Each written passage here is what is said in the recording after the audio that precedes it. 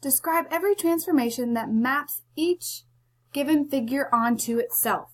All right, so first we need to talk about what it means to map it onto itself. That means if it was a piece of paper and you fold it in half, all of the sides would line up. In other words, we're going to ask ourselves, where can we fold this trapezoid to get all of the sides to line up? So if we look at this line right here, if we folded it right here, this side would end up lying down on top of that side. It would map onto itself. This side would map onto that side, and this chunk would map onto that chunk. So if we reflected it across the line, y equals -1, it would map back onto itself. So here we could reflect it across y equals -1. And sometimes it's hard to get that line correct. Sometimes you want to put x equals -1 because it looks like the x-axis. But just ask yourself, as you're drawing the dotted line, where does it cross an axis?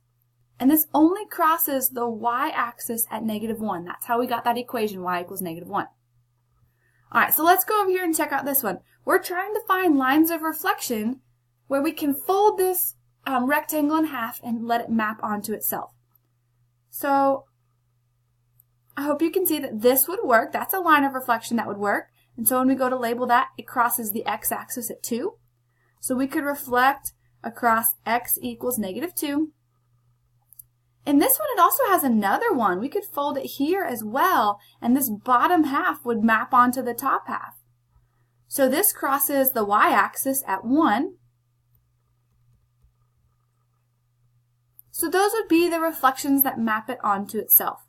Now it says describe every transformation.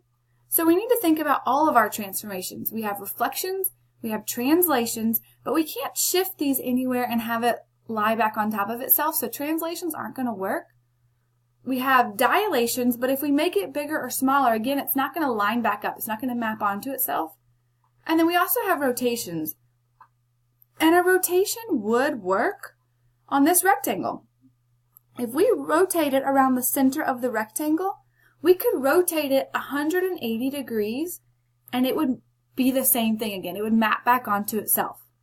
So we could also rotate this 180 degrees, and it has to be about the center, so about point -2, 1. And I want to mention about a rotation on this one. If you think about getting to the center of this and rotating it 180 degrees, the short side is going to end up over here, and the long side of the trapezoid is going to be over here. So the rotation does not work in this picture. That does not map it back onto itself.